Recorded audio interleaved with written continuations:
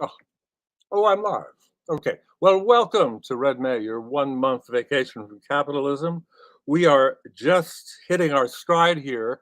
And before we get to today's event, I want to clue you in to what we've got for the weekend coming up. If you happen to be in Seattle, we have an event tonight at 5 p.m. at Vermilion Bar Gallery. It's called Pro Sports, Urban Politics, and the Left. Jules Boykoff, who has written about the capitalist sports complex and the Olympics, Cedric Johnson, and Sean Scott, who's working on a book on Seattle sports and also ran for city council. So come tonight if you can, 5 p.m. Tomorrow, we have a talk at 11 a.m. called How Not to Talk About Class. It has William Clare Roberts, Camilla Vergara, and Mike McCarthy. At 11 a.m. on Sunday, we have an event called Bolivia and the New Pink Tide in Latin America that has Michael Hart, Jeffrey Weber, and Sandro Mazzadra. And at 3 p.m. on Sunday, May 28th, Money and Capital in the 21st Century with Paul Maddock, Jamie Merchant, and Tony Smith. Paul is writing a book on money, which will be coming out very soon. So there should be a lot of interesting things to hear on Sunday. All right, to today on capitalist zone defense. I myself am fascinated by the elaborate legal structure of capitalism that makes this whole notion of a simple market act of exchange, if only government would get out of the way, a kind of silly notion when we think of how elaborately the world is carved up. We were supposed to have Dara Orenstein on the panel. Dara is the author of a book called Out of Stock, The Warehouse in the History of Capitalism. And the warehouse is one of the first extraterritorial spaces for capital, which then evolves into all kinds of special processing zones, export zones, blah, blah, blah. You'll hear all about them.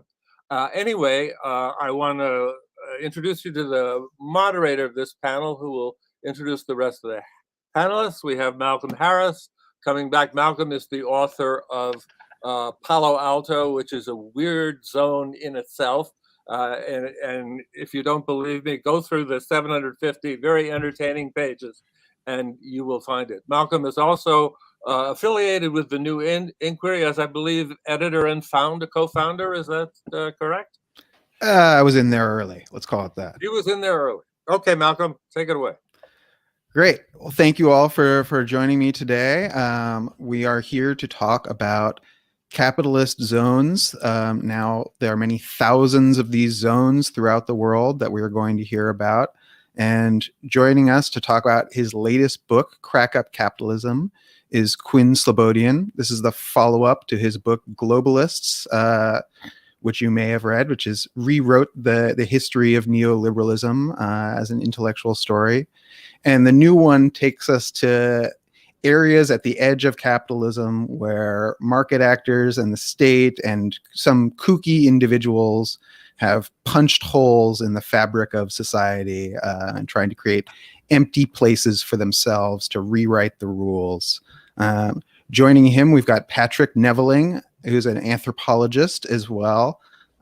Quinn's not an anthropologist, but a study of zones from a different methodological perspective, specifically special economic zones and export processing zones, which are a little different from the zones Quinn is going to be talking about, and we'll give them a chance to talk about them separately. Apologies for not knowing your precise academic affiliations. That's my bad for not being in the world. I find the particular work much more clarifying and representative of yourselves as individuals. So with that, I'm going to ask each of these men to take a few minutes and tell us a little bit about their latest projects. So Quinn, can you start? Tell us about Crack Up Capitalism and what you set out to do with that. Sure. Yeah, first of all, just to reiterate what Philip said, I mean, not only thank you to him for inviting, and thank you very much to Malcolm for hosting. And I, like many people, have been reading your book and getting so much out of it. But also to reiterate what Philip said about the shame that Dara is not joining us, Dara Orenstein, whose book out of stock is excellent and unfortunately very hard to Google, because when you write out of stock book or something, that you often get out of stock notices, but everyone should go read it. So I won't talk for very long, but I guess I want to say a little bit about what I was doing with the book. So where it came from.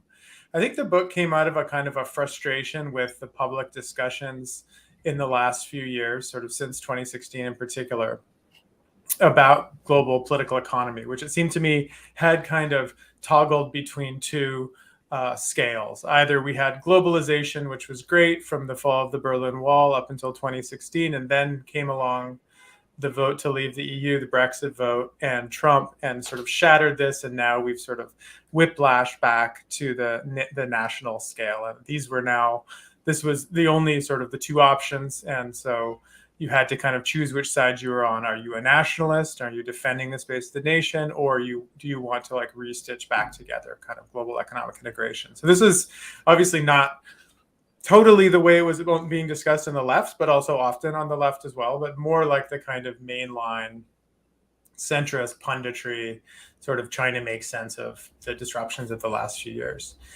And it seemed to me that just empirically, based on what I knew from reading the work of people like Dara, the work of people like Philip, the work of people like Lale Khalili, infrastructure scholars, Vanessa Ogle, a whole host of historians, geographers, anthropologists, Aiwa Ong, had been writing for decades about the ways that capitalism is actually organized, not primarily at sort of just an abstract global level, nor at some sort of generically even national level, but that the geographies inside nations are uneven, variegated, sites of particular intensity, sites of coordination, sites of organization, recombination and accumulation. And that if you want to understand just the simple matter of how does capitalism work, you need to go under the envelope of the nation and start, rooting around and mapping out what's happening inside of the national borders.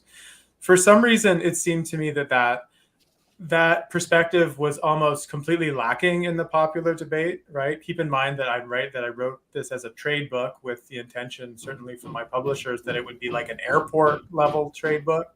Didn't really happen, but that was the idea, right? So the idea was like, what's missing in the mainstream conversation empirically? One thing that was missing to me was the zone needed to be introduced to a larger readership. So, drawing on the work of all these scholars, trying to sort of mainstream that as just a better way of making sense of the world we live in.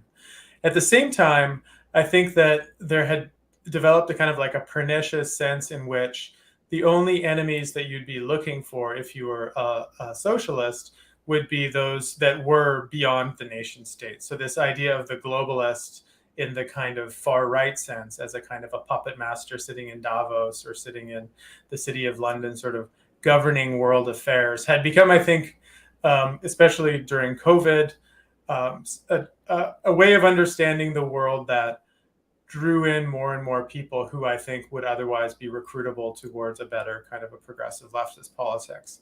So part of what I was doing with the book too was saying, like, actually, if you want to know how radical capitalists operate, don't just look to the top scale. Don't just look for globalisms or people who are trying to transcend the nation. Focus on also these people who are trying to like create subnational spaces, try to punch holes in the nation, create little sites of exit and sort of heterogeneous smaller jurisdictions and kind of platforms for their behavior. So it was also a kind of a reminder that, at the activity, the everyday practice of capitalism operates at multiple scales, above the nation and below it. And the political imagination of, our opponents, I think I can speak like that since I'm on Red May, is also operating at different scales. So we need to keep an eye on those as well. And so the book is kind of it's an awkward combination of an attempt to describe at a basic level the way that things like logistics, finance, globalization of manufacturing has developed in the last several decades, especially with innovation happening in East Asia. And then also showing how some market radicals, as I call them in the book, are sort of watching that practical process and allowing it to sort of fertilize their own sense of potential reorganizations and reformatting of politics at a kind of a grander level. too modest. It's not awkward at all. It's a very, very coherent synthesis of these things.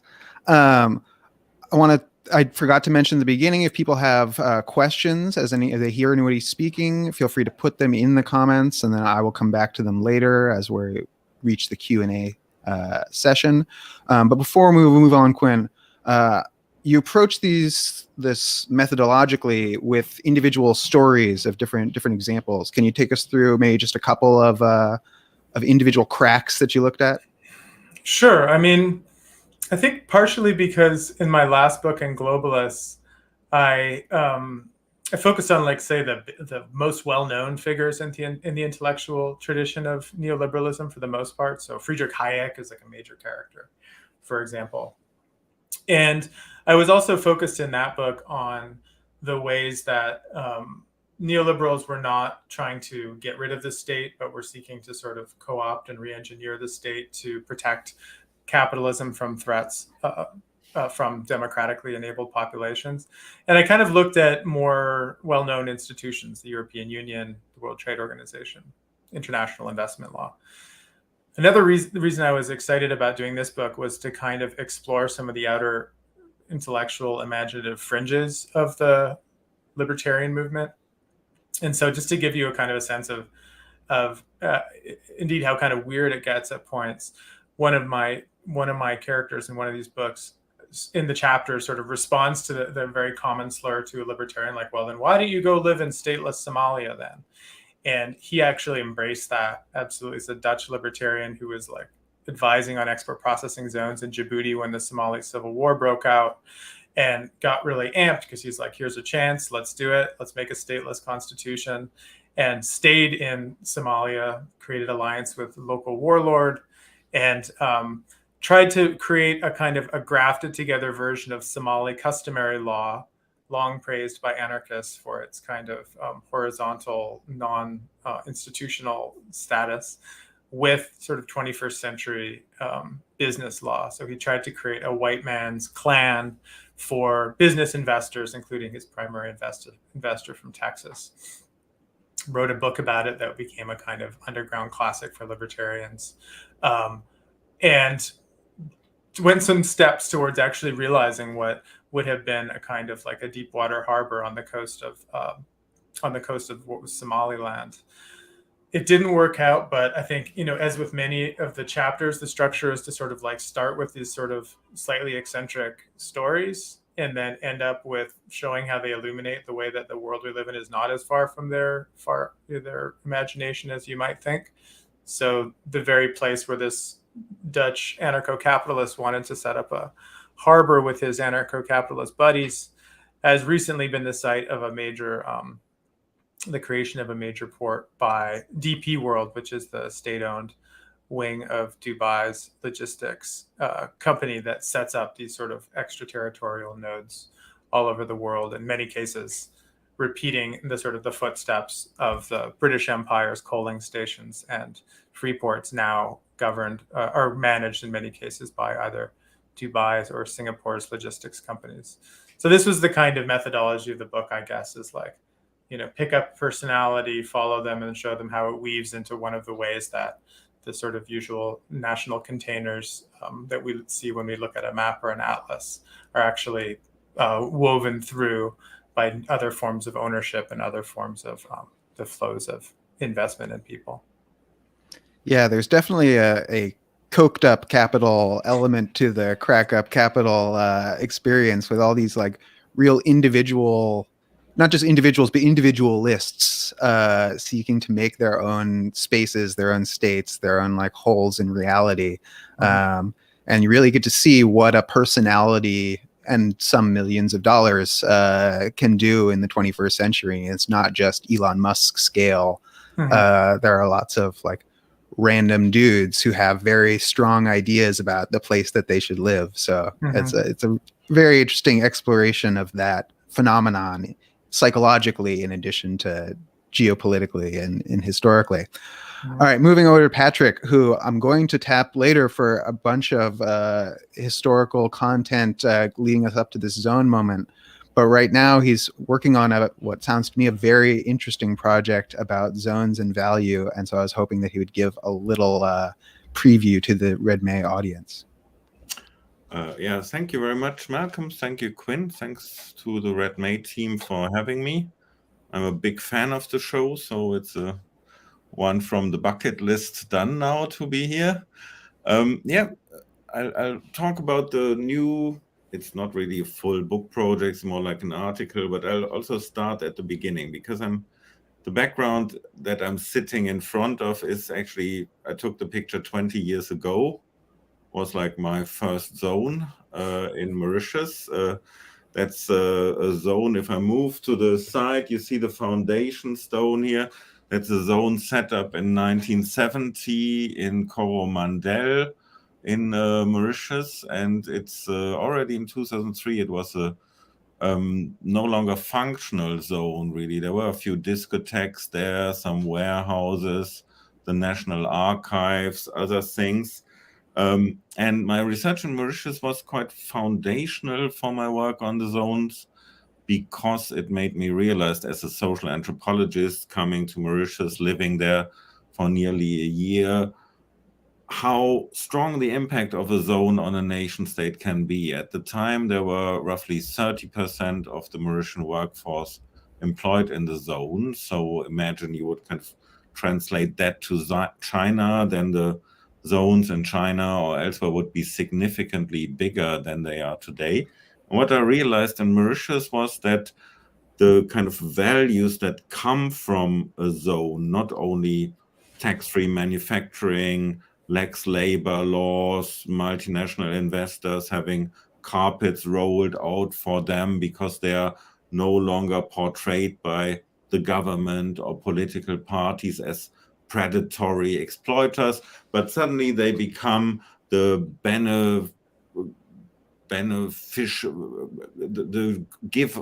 they give the gift of employment and development to a small island nation state like Mauritius in the Western Indian Ocean. At the same time, having so many people work in a zone means that also cultures, everyday life kind of really link to the zone, you know? So there were like a government program promising investors to have a one-stop shop where there would be zero red tape, zero bureaucracy, and so on. And all over the island, there were corner shops, I don't know, supermarkets, pharmacies, calling themselves one-stop shops. Yeah, there were kind of TV programs about the zone, novels, songs. People were calling in the local Creole, the zone souffrance, so zone of suffering. And most people had like a kind of, at least a period in their life, they had worked in a zone factory, mainly textiles, electronics, also some other stuff. And that really led me to kind of, first of all, think in more general terms, how can it happen that, and remember this was 2003, how can it happen that globalization produces all those same zones? I looked into local newspapers in Mauritius and elsewhere, and I realized if you read the newspapers from the 1960s, before the parliamentary debates on whether such a law should be part of the national legislation of a new post-colonial state, there were then kind of reports from Mauritius, from Shannon in the Republic of Ireland, from Singapore, from Taiwan, from Puerto Rico, and so on, saying, okay, all these regions have zones, they all do very well, so let's do one as well. And this is something that I then kind of found very striking in my later research on the global history of special economic zones and export processing zones, that you see very, very clearly how capitalism has this strange structured contingency. So something starts somewhere, and it doesn't mean that like people say, okay, we are now, and in my research, the kind of special economic zone model starts in Puerto Rico in 1947 with tax breaks, government subsidies for investors, a development bank, the Cold War starting, counter ideologies against the non-aligned movement and so on. Nobody in 1947 said, oh, this is so great, the world will be run by all these zones. Yeah, but shit happens, and so does capitalism. Yeah, so also neoliberalism emerges, and neoliberalism in terms of a political economy of praxis, not so much as the idea that we then link to Hayek or Friedman and so on, is something that happens on the ground, where maybe you could say, like for Quinn's globalists, I would be looking at the middle managers of a transnational capitalist class, you know, a local mayor, someone in the US Treasury writing a kind of feasibility study, someone senior researcher in the World Bank backing up credit lines to build these zones in Mauritius and elsewhere. And how then this kind of, in this conjuncture of the Cold War, the period of decolonization and so forth, how in this setup, then this zone suddenly becomes a more and more attractive model that spreads to other nations, Mexico, Mauritius, Malaysia, Taiwan, and so on. And how you can then identify, if you work from a historical anthropology perspective, with, of course, a Marxist approach, how you can identify similar actors, Arthur D. Little, a US consulting corporation, becoming very prominent in zone planning, certain construction companies, and so on.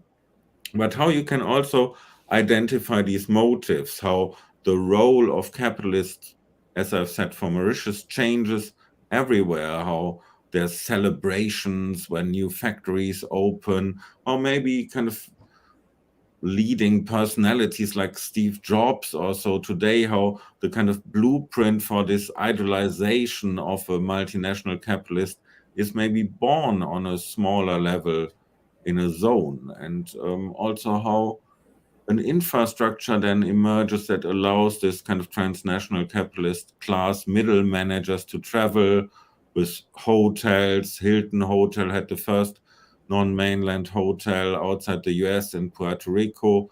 And yeah, maybe I'll stop there. I have something more to say about zones and the political economy of capitalism, but in relation to values here, we have two different things. We have like a single value of exploiting labor in the zone and factories, yeah, a clear accumulation surplus extraction regime. And on the other level, we have really like how, let's say, the plural values of morals, culture, ideals, and so on move from these zones into mainstream society. Malcolm, do you mind if I just respond? No, please. I thank you, Patrick. I love using the image behind you. That's perfect. I really like what you're saying, and there are two things that made me think of. And one is this question of how you write the history of neoliberalism. There's this fantastic article called "Where Does Neoliberalism Come From?" by Raywin Connell and Noor Dados, which I've taken as a kind of a provocation for many years. And their argument is really that it doesn't help to use this sort of Mont Pelerin-centric story. It all started in a mountaintop in Switzerland. The ideas kind of rolled downhill, and they eventually found their way out to the rest of the world.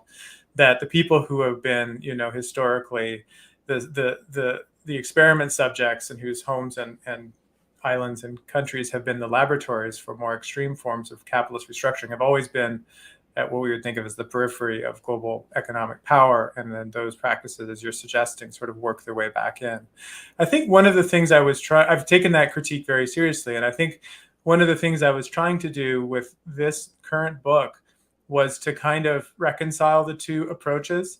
So my book begins with Milton Friedman standing in Hong Kong in 1978. And he's the first of many of these figures who is not so much the primary actor or the kind of the causal figure who's making things happen, but they are very close observers of what is happening. So it's less, in my case, that the neoliberal intellectual is sort of like the font of action who then, produces the world around them. But in many cases, they are kind of the organic intellectuals of a kind of a broader, less coordinated process of, as you're suggesting, new regimes of accumulation, what allowed either by the container ship or new information communication technologies, which make it possible to set up, offshore banking centers or call centers. These things all make possible your middle managers to do things, to go out and make money, pull people into new labor relationships, which then the kind of neoliberal intellectual watches and is often, as I describe in the book, quite inspired by, which sort of says like, aha, these people are kind of at the frontier of experimentation with how capitalism could work. What if we imported that back into like a political restructuring project? Which then in the most radical form, I think, that I try to describe in the book is to argue that this narrative that, me as a historian in the classroom would always teach my students, that the 20th century, if it's about one thing, it's about the movement from a world of empires to a world of nations. That process actually goes one step further if you look at the zone as a kind of a category that in some ways follows the nation, not in the sense that it displaces it entirely, but it becomes a new part of the kind of political economic geography without which we can't understand the way that capitalism works, right? So I think that that's just to express my sort of appreciation for the important work, especially anthropologists. I mean, Jamie Cross is another excellent anthropologist of India who's done work on SEZs, have really, by doing the field work that you're describing, have been able to measure then the kind of everyday changes in people's life worlds. And we can then sort of see through the eyes of the intellectuals a little bit more clearly what it is they're being, what is sparking for them and what is making them sort of recombine these experiments in capitalism with experiments potentially in new forms of politics.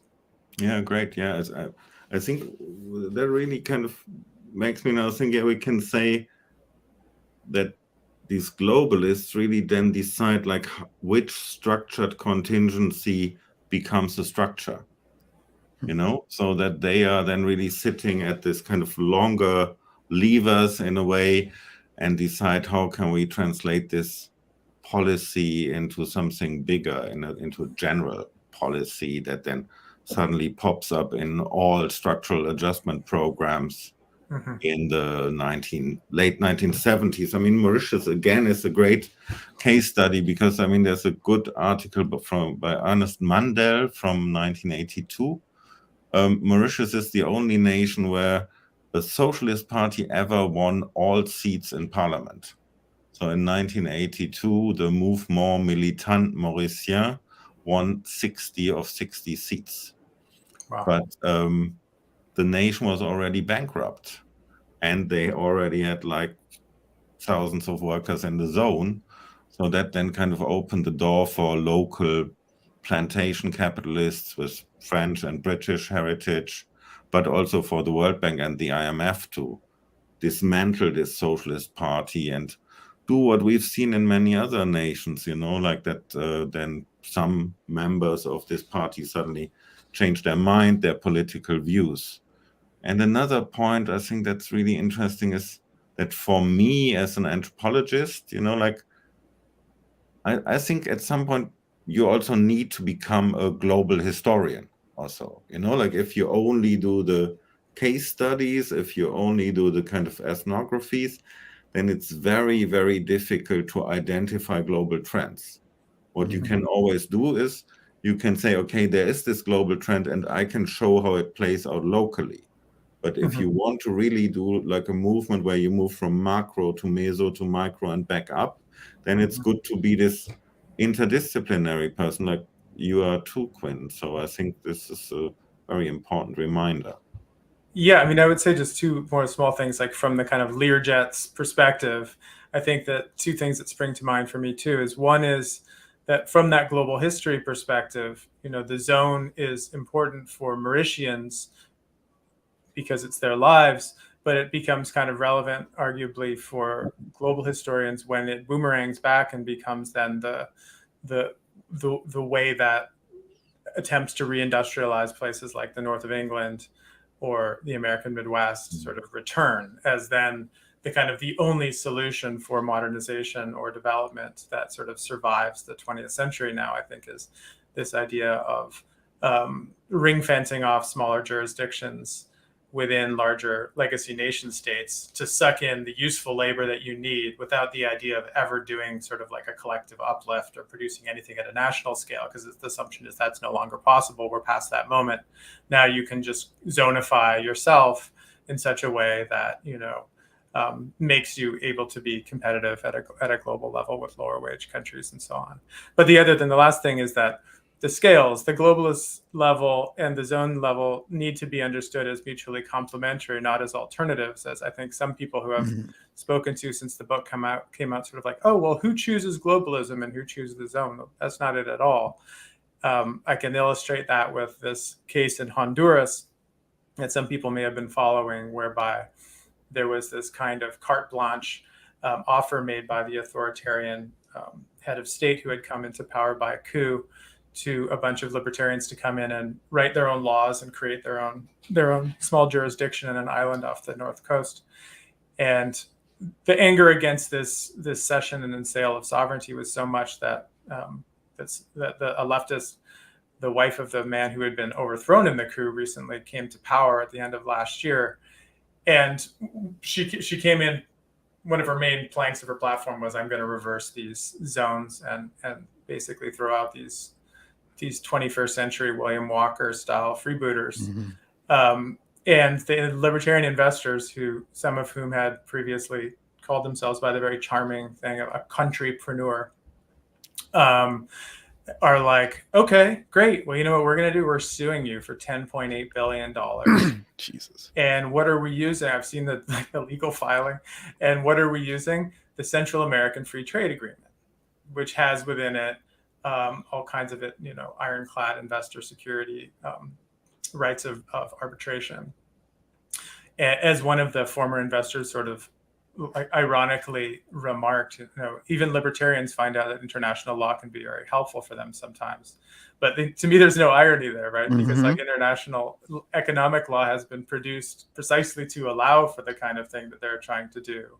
So it's not an alternative strategy. It's one that works alongside and with the supranational transformations of the last few decades. We've been talking about zones in a general sense. Patrick, I wonder if you could give us a little background on the evolution of the zone structure from export processing zones to special economic zones, to give people just a little bit more background on when we say zone, what do we mean by zone? Yeah, I'll happily do that. Maybe following Quinn, I'll first say something about the opponent here. Yeah. So if you, for example, if you would read like some World Bank publication or so, yeah, the World Bank seems to, and many other people in capitalist core nations seem to always think that like looking at this small world of antiquity Greek city-states tells us everything that we need to know about humanity. So they would say that like the first zone was set up in 490 BC or so on Rhodes Island, where the kind of Athens wanted to kick out Sparta from some kind of trade relationship. And then later the Romans came in and kind of used the same thing to reduce the kind of sea power of the Greeks in establishing the Roman Empire.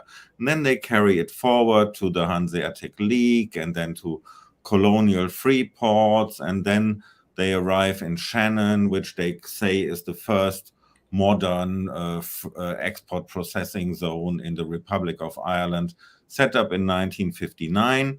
And they have good reason to say Shannon, because Shannon in the 1970s became the hotspot for sending people on training courses to learn how to set up a zone. But if we want to look at this from a Marxist, global, critical political economy perspective, then we should first recognize that at the moment that capitalism, colonialism, imperialism later start, something fundamentally changes. So it doesn't make much sense to compare something 300 BC to something even in the 18th century or so. Yeah, there's something profoundly different. And then we can say that speaking maybe with Giovanni Arrighi, that there are hegemonic states within the capitalist world system that establish a particular logic of accumulation of capital within their hegemonic sphere. And in that context, we can see how the British and maybe also the Dutch to some extent set up free ports in order to establish trading outposts and control what Wallerstein and Hopkins would call bottlenecks in commodity chains. But then when we have the transition in the first half of the 20th century to US hegemony in global capitalism, then we have a new logic of accumulation. And this is where the special economic zones and export processing zones really start, that they offer capitalists kind of cover or subsidies for the investment in fixed capital infrastructure, such as factories. But if you look at the zone behind me, then think like you need to put sewage systems in there, you need to put roads in there, you need to connect it to phone lines, electricity, and so on. All this is what the nation state covers, a national government covers in such an export processing zone. And then the genealogy really starts with 1947, Puerto Rico moves from there to Latin American nations, but also then some kind of zone modeling in Hong Kong, although Quinn will certainly know more about that. And then we have a first wave of nations aligned with the US during the hot phase of the Cold War, such as South Korea, Taiwan, the Philippines, Singapore, setting up special economic zones, excellently described in Jim Glassman's book, Drums of War, Drums of Development, where he also shows that sending 100,000, or in the case of Philippines, I think it was even 300,000 soldiers to Vietnam, really helps you with bilateral, multilateral trade agreements and investment from the US, and helps you to set up such export processing zones. Then in the 70s, we have the zones as a kind of counterpoint to the non-aligned movements initiative for a new international economic order. We see how core nations in the non-aligned movement, such as Indonesia, for example, have already been flipped with mass murder in 1965 and after to become neoliberal nations. And from there, then we have the opening of the People's Republic of China, the third world debt crisis that ushers in really another 60, 70 nations with zones. And then we have the opening of the former Soviet bloc nations that is very much done also with special economic zones and export processing zones as spearheads for capitalism to go in there on a kind of safe platform. And today, I would say we have a new wave of zones after the financial crisis of 2008. In the late 90s, it looked a bit like the zones were dead.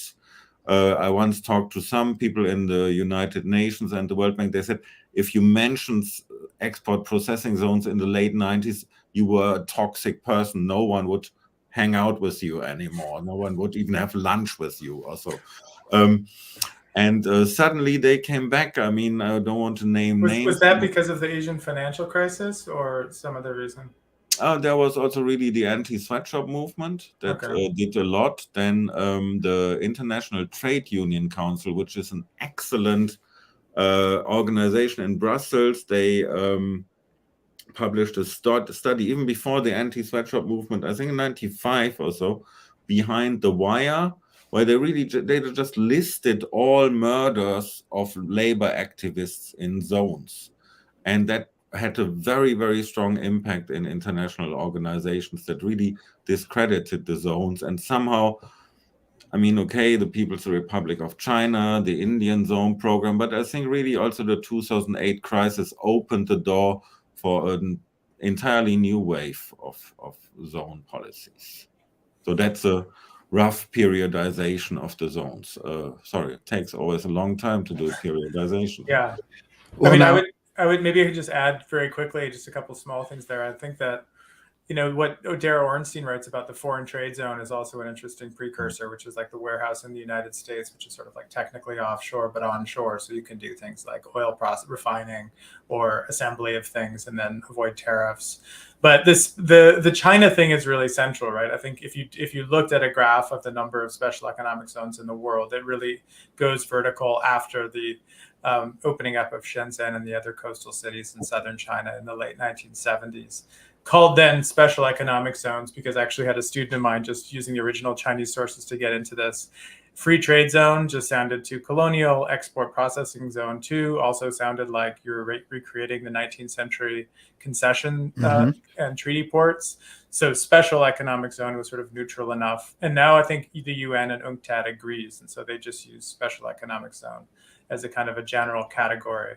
But the allure of it that came back in the 2000s, I think, has everything to do with China's rise, because it was seen then as the kind of magic trick that China had pulled off, which was when you watch Paul Romer doing his Charter Cities presentation in 2009, it's all about, do you want to be the new China? Then you have to cede sovereignty in a small space and let capital come in and basically write the rules for you. So with that, Quinn, I wonder if you could talk about the periodization of the new book of Crack Up Capitalism and why you're starting where you are, and what you think that reflects. Yeah, I mean, kind of for that reason too. I think that the narratives that we have about the 20th century not only go kind of empires into nations and then we're done, but they also are dominated, especially if you're a European specialist like I am, or at least was, by the Cold War, right? Like this periodization of like 1947 or so to 1989. Then one needs to start to say, what happened after 1989?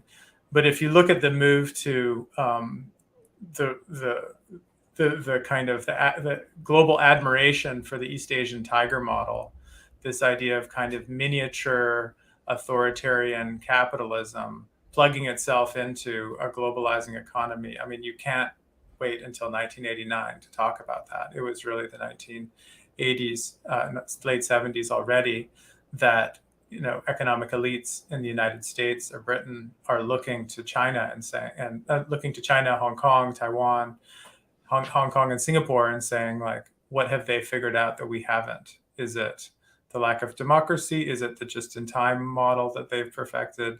Is it the lifetime employment, sort of corporate loyalty in Japan?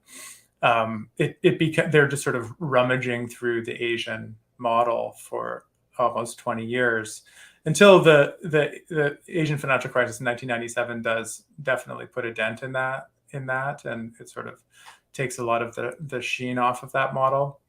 But much of what I describe in my book, I think, which can be described as the attempt to create 2-3 many Hong Kongs, as it was described by a libertarian in 1977, joking on the Che Guevara line, I think that's the kind of big reperiodization that I'm trying to reinforce. Other people, I think, are already doing that. But I think if you're going to do the history of the last 50 years, don't make it just have its only pivot with the fall of the Berlin Wall, the dissolution of the Soviet Union. Because, I mean, also as Fritz Bartel's new book, The Triumph of Broken Promises, shows, already by 1989, one of the main, I think the second biggest creditor to Poland was the Bank of Tokyo. So, I mean, East Asia was already in heavy into Eastern Europe. Even by that time, it was being looked to and emulated and admired in all kinds of ways. So I think we need to at least have the sort of tripolar East-West, Far East kind of framing before we can kind of get a basic handle on things. So I suppose that's my effort with this one.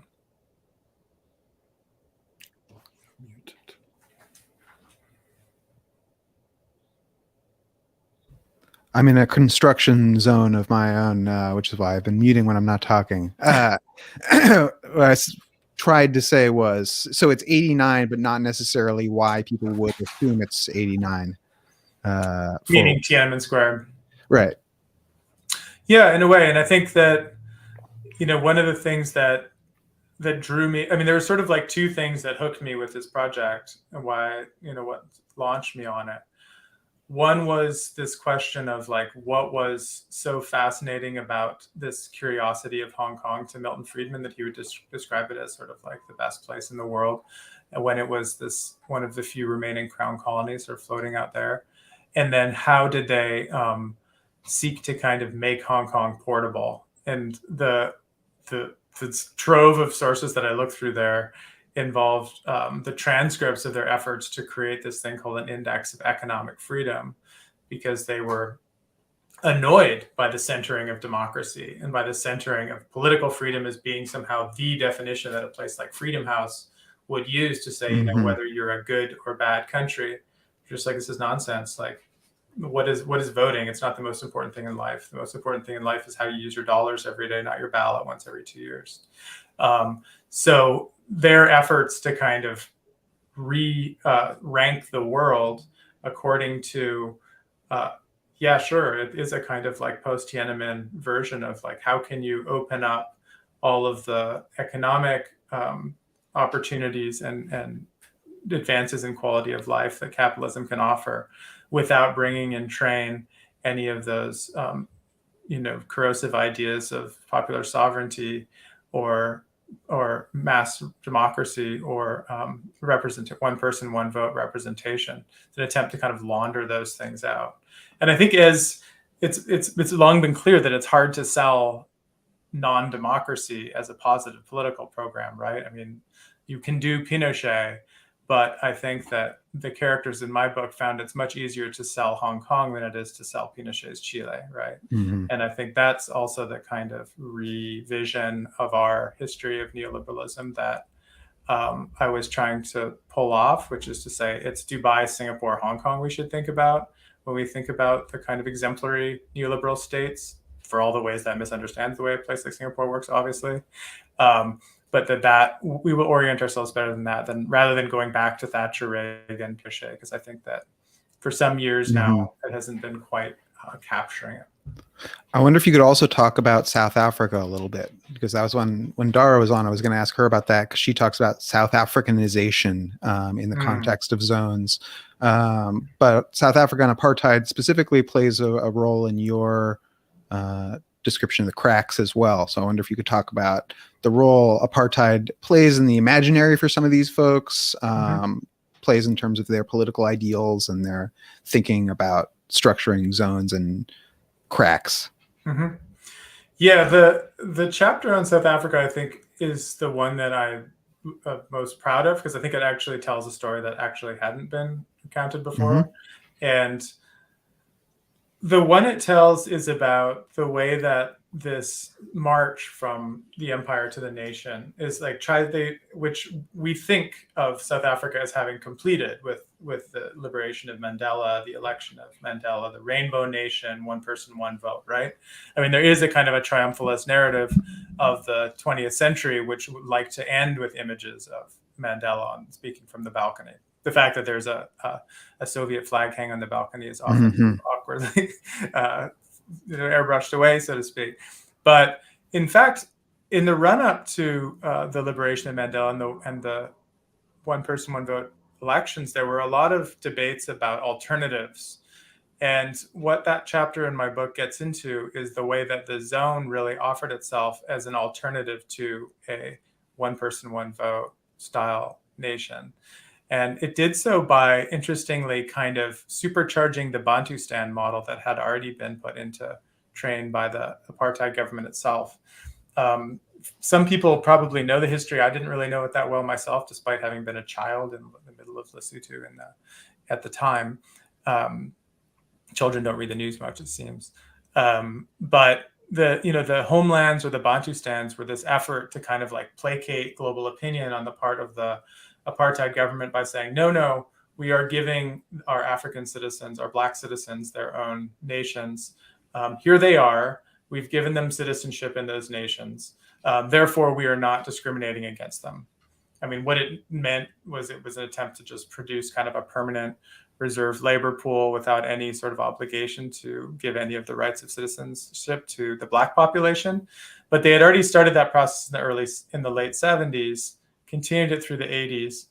And what the libertarian idea entrepreneurs that I talk about in that chapter proposed was, well, what if we just took that model and kept going? So what if instead of having one South Africa, you shattered it into hundreds or thousands of small cantons, and those became kind of opt-in communities where you would voluntarily join up, and then once you entered, you'd be bound by a set of rules. Wouldn't that produce a kind of smorgasbord of political possibilities where you could have a Maoist one here and a white nationalist one there and a social democratic one here?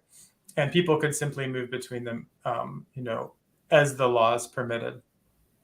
His intention, as he was very clear about, quoted in Time magazine, saying the intention was to let the black tiger out of the cage without being eaten. So what he and his fellow neoliberals actually wanted to do was to sort of reproduce the racial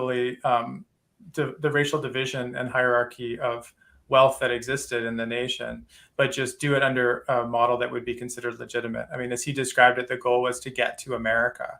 Mm-hmm. They wanted to get to, like, no one was taking complaints about the way that the United States produced highly racially segregated inequality. No one was going to the UN about that. So how could they do that? And the way they thought about it was sort of in parallel to what was happening with gated communities in the United States in the South and West and Southwest at that time, which is just have people secede from much of the kind of provisioning apparatus of the larger state, provide for themselves, and create a set of private contracts and laws that would bind them instead of the traditional sort of French Revolution model of, speaking in the name of the people. So that was, seriously considered. The person was quite high profile. There was one example of a sort of attempt at this libertarian Bantustan that came into existence. And what I show in the chapter is just what a fraud it was and what a Potemkin village of capitalism it was, although it was celebrated by the sort of Fraser Institute crowd back in North America. And it got a lot of investment from Taiwan and Israel. Taiwan now coming there because labor had gotten too expensive in Taiwan. Mm-hmm. They get it even cheaper. They were coming and just getting huge subsidies from Pretoria, from the Central South African government. It wasn't a sort of entrepreneurial wonderland at all. It was just sort of corporate welfare with a police wing to imprison, torture, and murder would-be union leaders.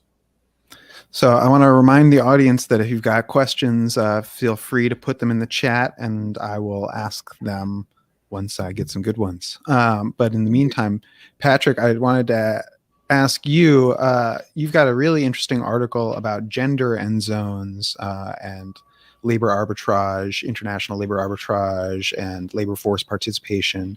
I wonder if you could talk about that a little bit. Definitely ties into the conversation about South Africa. I think it also ties in with Quinn's. If we want to have another kind of,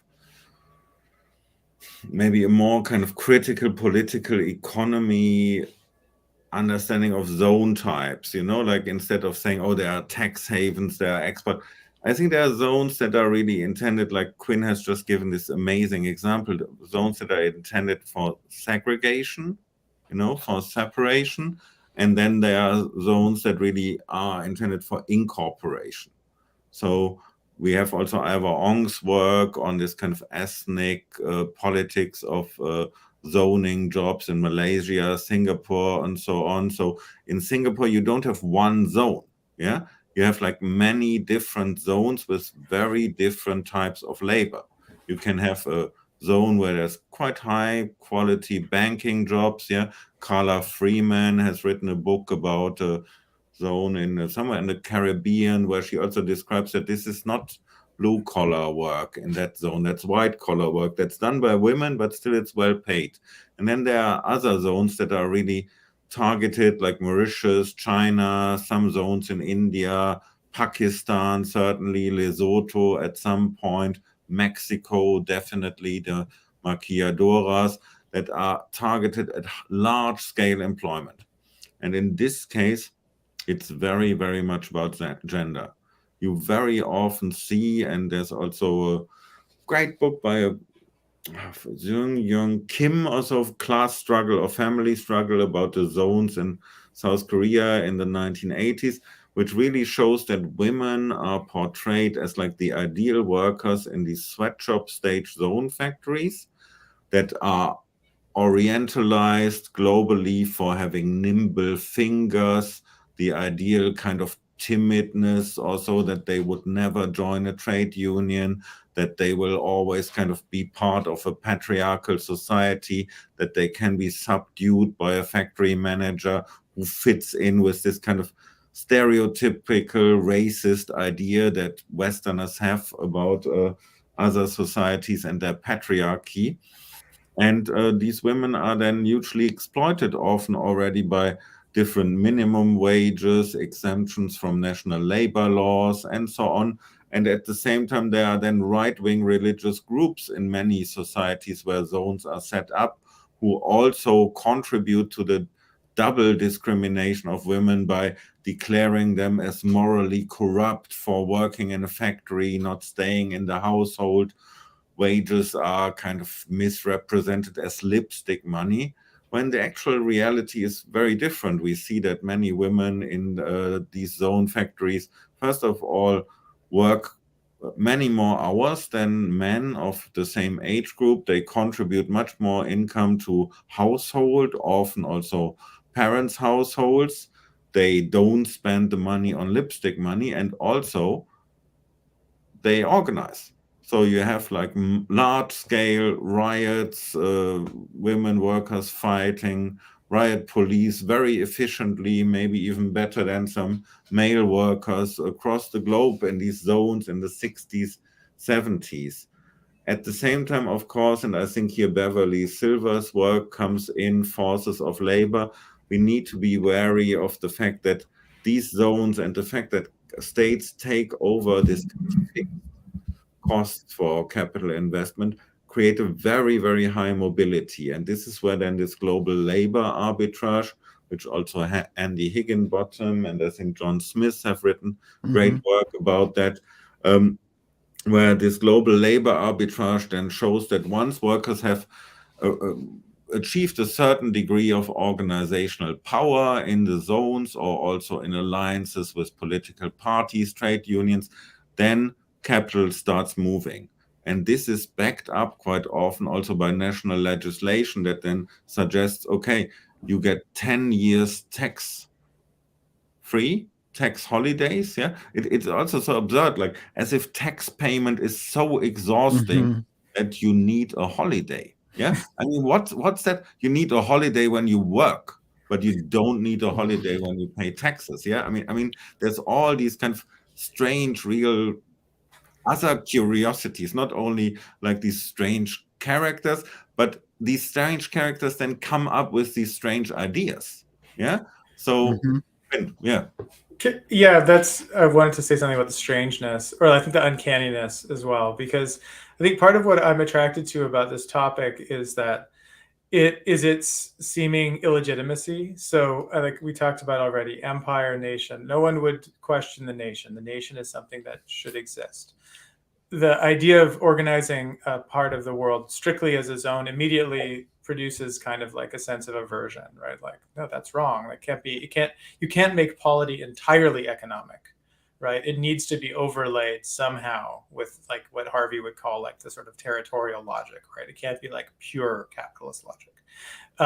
And yet, if you take a place like Honduras, right, you had article after article about these creation of these quasi-charter cities there, and people were horrified, as were the residents of Honduras, rightfully so.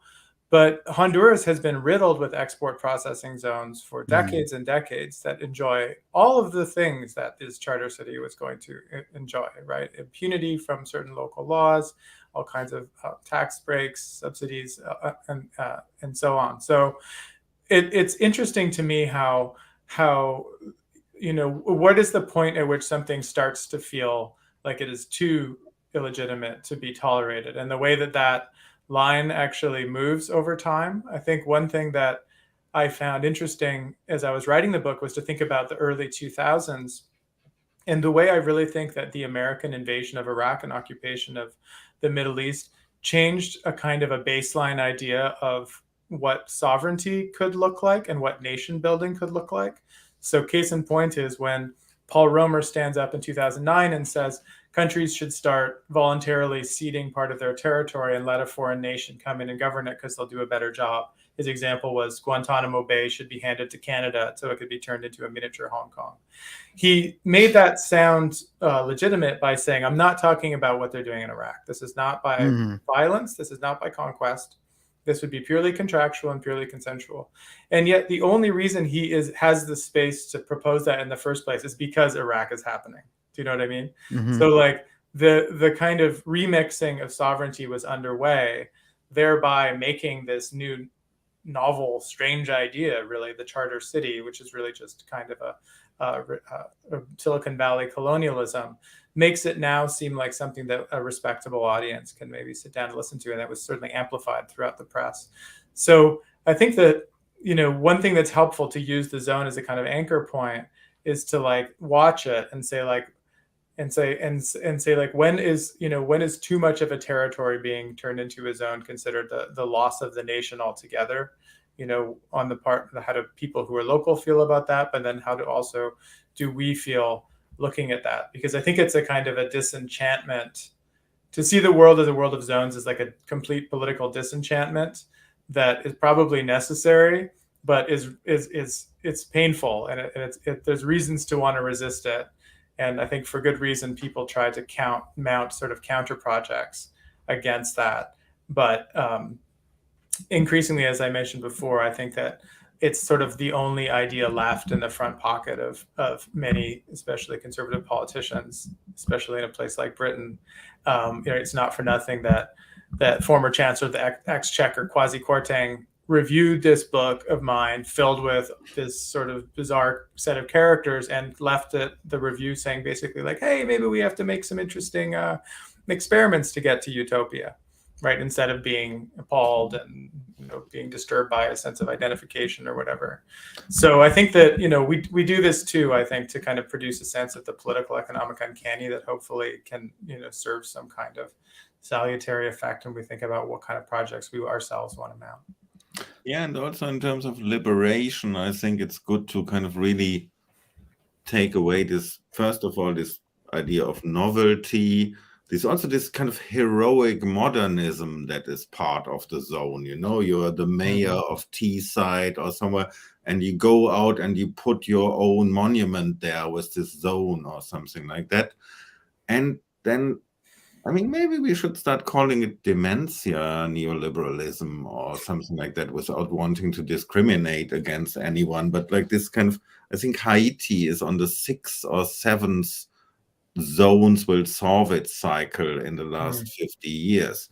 So sometime in the mid-90s, William Clinton and Bono went there with some UN technical assistance delegation to promote zones. That was the 3rd zone cycle. So it's just really, if you were a worker in Haiti, it must be like Groundhog Day, Oh, there's another gang of these guys coming and saying that the zone will sort it.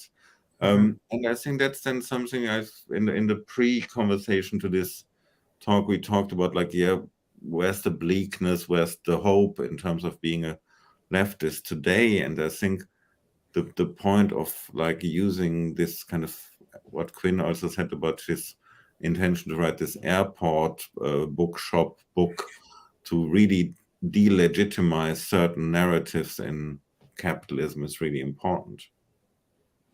We're all shooting for that airport to delegitimize capital. One of these days we'll make it. I wondered if you could both talk about zones and crime. Because Quinn, you talk in your book a little bit. You talk about the Long Good Friday and mobsters and zones and warehouses, and these sort of international spaces are at the same time a place to create laws, but also a place for lawbreakers, scoff laws, criminal elements. And I guess one thing I saw in Crack Capitalism is the sort of synthesis of these figures, right? That we see once again the elevation to statesmen of criminals, and that you can get away from being a criminal by founding your own state, that this is a classic solution to the problem of what to do when you've got a bunch of ill-gotten money.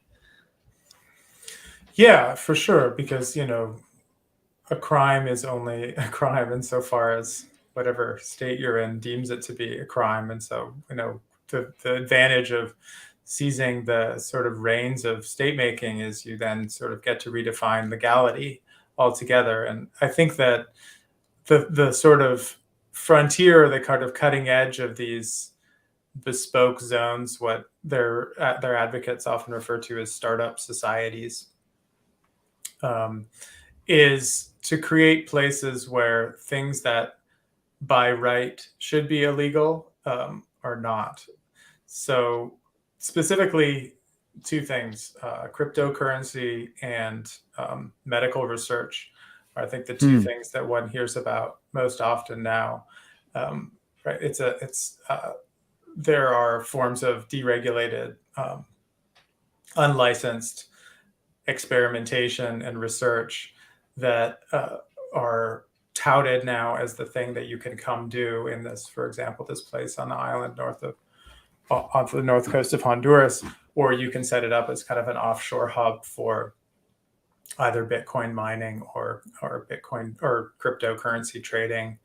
So I think although there is certainly, and people have written a lot about this, like Nicholas Shaxson has written a lot about the way that money laundering schemes and the kind of the looting of public budgets in many countries absolutely operates through the kind of the galaxy of tax havens and, you know, secrecy jurisdictions around the world. That's no doubt true, but I think I'm almost more interested in the way that that deregulated capitalism shades towards something that should be called crime, in the sense that it goes to a level of unproductive economic activity that is actually destructive economic activity that, like, a sort of self-respecting polity would deem to be criminal. And I think that whenever regulation is expanded, however slightly, in a country like the United States, that's when these zones are then proposed as sort of exits, places that one can go experiment and have like a sandbox to do things that you would otherwise not be able to do domestically. So yeah, I think it serves as both, as obviously the sort of hidey hole function, but that's as true of buying an apartment in Manhattan or in Belgravia as it is of doing anything off in the Caribbean, right? I mean, I think most of that kind of tax evasion and money laundering happens in the centers of economic power rather than the peripheries. Well, and those are that you use those as examples, right? So London is one of your signal examples of crack up capitalism, and you think of London as the capital T, capital M metropole. How does it become? I guess one break I saw with your book, maybe compared to Patrick's work or Dar's work, is that zones go from somewhere that rich people want to put their capital to somewhere that rich people want to live, that they want to go like set up shop in themselves physically, as opposed to living in a penthouse in New York and having your money go live in the zone. Why does that happen? Why are these rich people trying to flee the civilizations that have made them rich and go into the jungle in some cases? Why are they trying to turn their own cities, their own metropoles like London, into somewhere that's less regulated, that the Russians say can come in and change the character of very, very quickly? Yeah, I mean, part of it is definitely happening domestically. There's a great book, which I have here called Iceberg Zombies and the Ultra Thin by Matthew Souls. He's an architectural very historian. Cool name. Yeah, it's also a very good book. But he talks, and other people, there's a great one on Verso called Vertical by Stephen Graham, and he writes about vertical secession, right? If you look at those extraordinary, like, pencil towers on the south end of Central Park on Billionaires Row there, I mean, it's a level of escape from the city that was previously not possible. And there's also new innovations like these sort of podium towers, right, that produce a kind of second street level, one story over the street level, where you have things like commonly used facilities and restaurants and stuff. It was pioneered in Vancouver, but they have them now sort of globally. So I think part of it is like seceding without leaving, for sure, is a very popular model still. But I think that, you know, partially the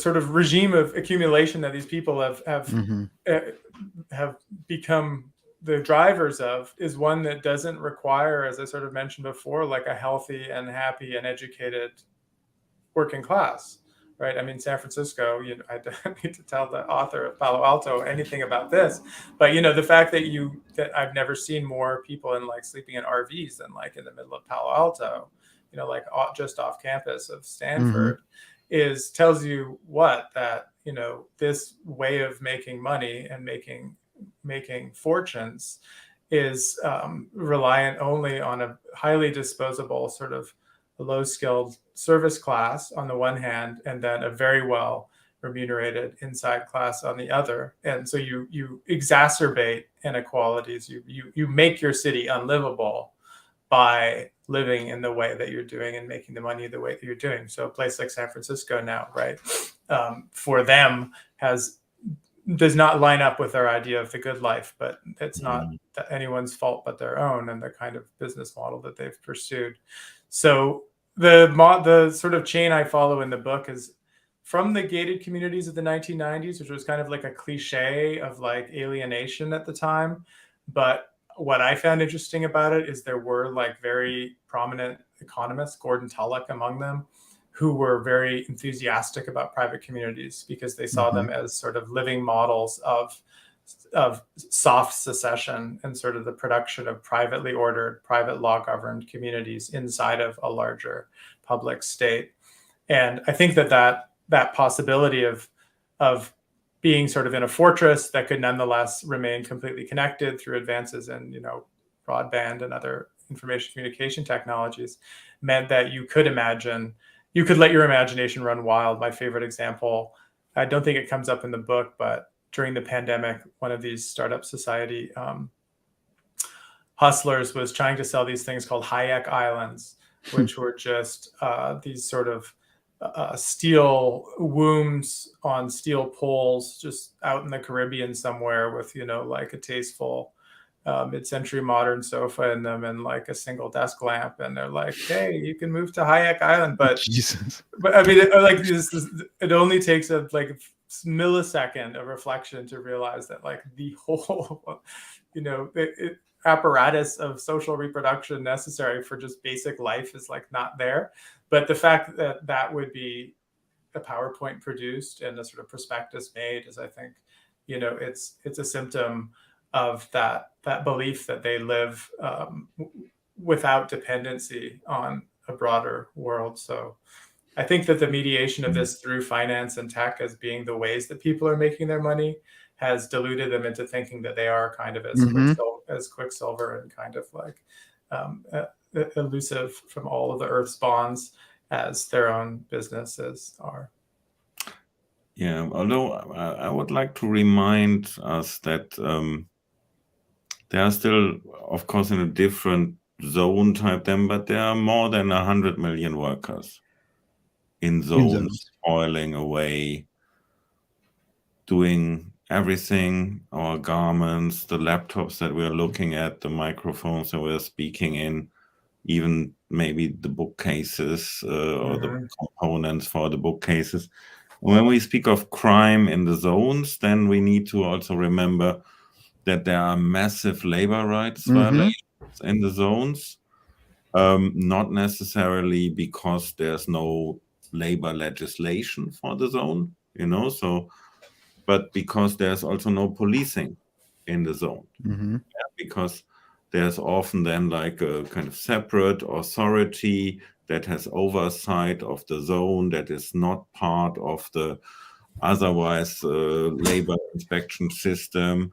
We shouldn't forget that, speaking of Dara's book on warehouses, I mean, the Rana Plaza disaster in Bangladesh that killed more than 1,000 garment workers 10 years ago happened in a bonded warehouse.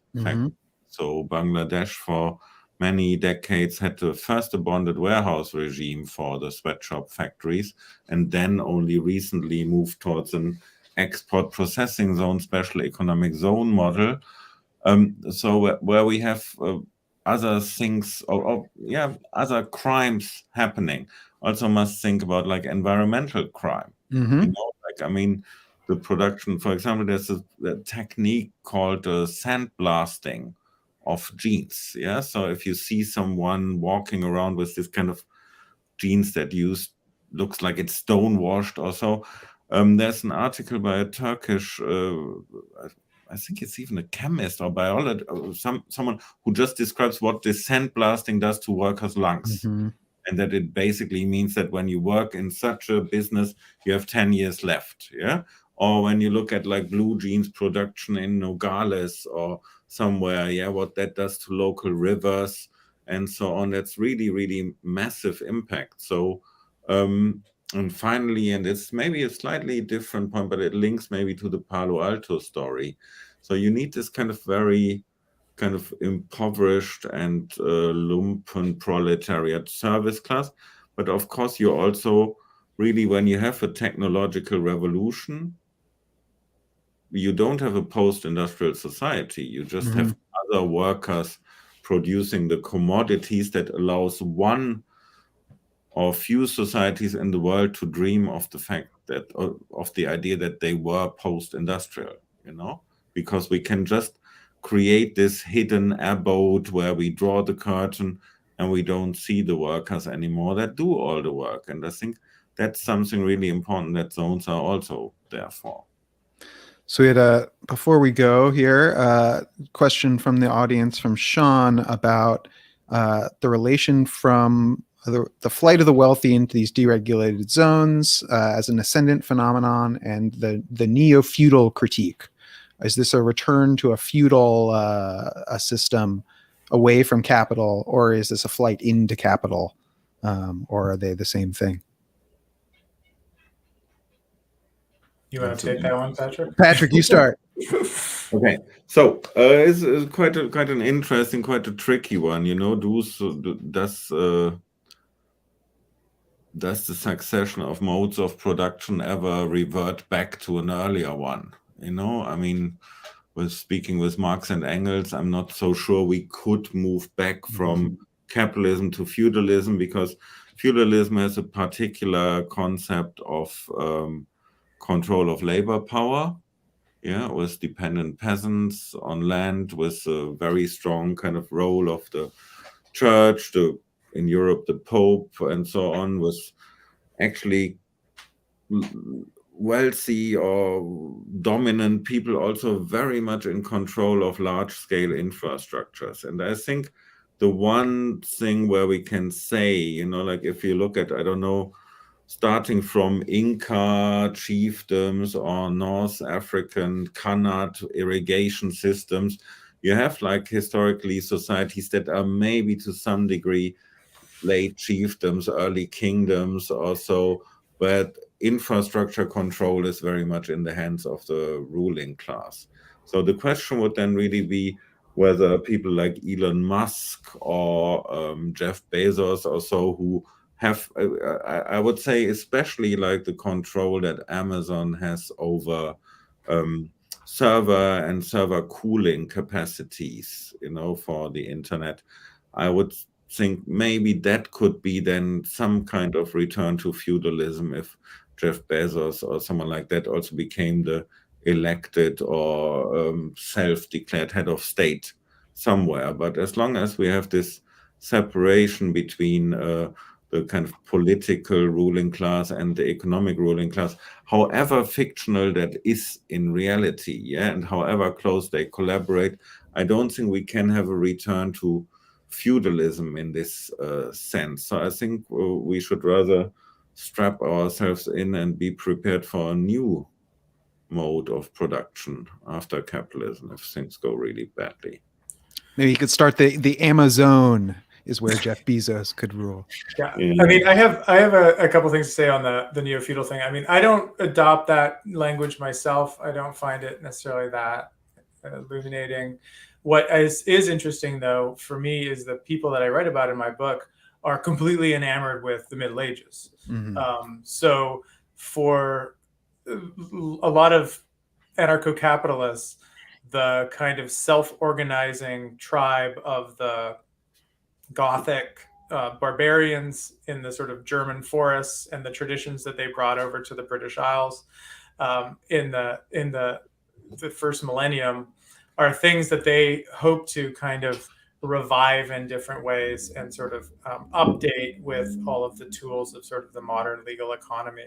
I was amazed to read this book by a guy named Bruce Benson, which is all about the privatization of law and order in the United States and the move to arbitration and private security guards and doing things like contracts for immigration patrols and stuff. And it's literally about half medieval history. I mean, he's describing the way that the Saxons would sort of self-organize into these militias called hundreds when they needed to discipline someone in the community, or they needed to like fend off invaders. And he just lays out in detail the kind of Wehrgeld system of restitution. If someone's family member was killed, then they had to pay this much. All leading in a declension narrative towards the centralization of authority and the creation of jails, and the king having the central lawmaking power, which they see as just the beginning of the end. So it's like for them, like the road to serfdom ended already in like the year 1300 or something. It's just been all that downhill since then. And their kind of argument to abolish prisons or abolish the police, which you do hear from some corners of the libertarian world. Some people are surprised that Charles Koch Foundation is very deeply involved in prison reform and prison abolition, is they quite literally hope to kind of modernize while reviving this older form of kind of private, non-state-led law and order, the model of justice, which Milton Friedman's son, has a famous article about Iceland in the 13th century as being like a great model for anarcho-capitalism. So that's the one thing that I find in my book again and again in this world, is the kind of grafting of like archaic and modern forms onto one another, an attempt to kind of skip over the whole modern period of popular sovereignty, of mass democracy, of universal suffrage. The trick is to try to short circuit back before all of that, and by doing so, produce a kind of political form that might follow it. And it's not for nothing then that they find their exemplary models in places like Dubai, right? I mean, the fact that in the UK, for example, and this is actually one thing I discovered as I was researching, is nation branding consultants found when they first started doing this kind of thing, asking people, what do you think of country X, Y, and Z? That democracy had no bearing on what people thought of countries, and that basically 1, 2, 3 were like Singapore, Dubai, Saudi Arabia, because they were seen as places that were glamorous, rich people went there, things worked, you know, they had good airlines. And the fact that Dubai is like, you know, an ethnocracy, over 90% of the residents are not citizens. It's governed entirely by, you know, a family clan-based model, which, I mean, if anything is still neo-feudal, if anything is still feudal, I mean, the Gulf monarchies, the Sheikh Emirate model is it. And somehow I feel like we aren't reminded enough of this when we pick up the Financial Times in the morning and see like, well, Musk has gone back to Saudi Arabia to try to tap investors to like shore up his Twitter debt or whatever. Like the strangeness by which a place with one of the most archaic social and political forms imaginable is also the kind of bleeding edge of global financialized capitalism, right? Even if we don't think about that very much, the kind of people like these market radicals think about it all the time. And they're like, can you make that portable? Can you get that out of the Gulf? Like, can we do that somewhere else? And the answer is like, not yet, but, stay posted. So zones can punch holes not only in the fabric of space, but also through time, bringing us back to history. All right. Well, I think that's a wonderful place to wrap it up. Thank you, Quinn and Patrick, for joining us, and thank everyone for tuning in. Phil, do you want to come back and play us off and preview the Red May events to come?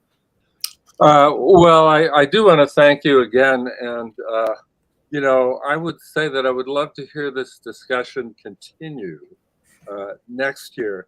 There you go. If you could watch the new attempts at seasteading or whatever with the Coast Guard, the ways it presupposes subsidies from the democratic state as it goes and lives its anarcho-libertarian dream. I mean, there's so much to excavate here that it's a topic I don't want to leave. We could have more people than we could have a whole day on the sort of the escape from democracy dream. What, for example, is liberalism's relation to neoliberalism, and how does that help to sort of kill the democracy that can't no longer stop the anarcho-libertarians? So thanks very much, Patrick and Quinn and Malcolm, for stepping in and doing this.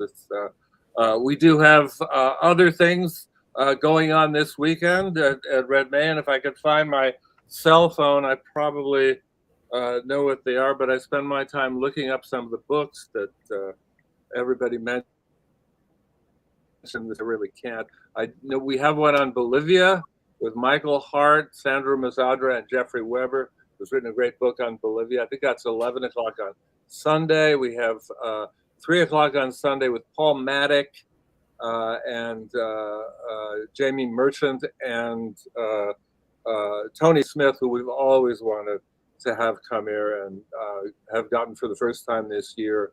They're going to look at capital and money in the 21st century as a sort of anticipation for Paul Maddock's new book on money that's coming out. And Ranjan, what do we have on Saturday at 11 a.m.? My mind is going quickly at my advanced age. Do you know? Yeah, on Saturday we have How Not to Talk About Class with Clay Roberts. Class, an intriguing title. Of course, nobody does talk about class in America, but that's interesting to see how not to talk about class, because we talk about it all the time. So that's at 11 a.m. That has William Clare Roberts, Camila Vergara, who has been in Red May 2 times talking about the constitutional process in Chile. And the third person is Michael McCarthy, is it that we have? Yep. So that's at 11 He's great. a.m.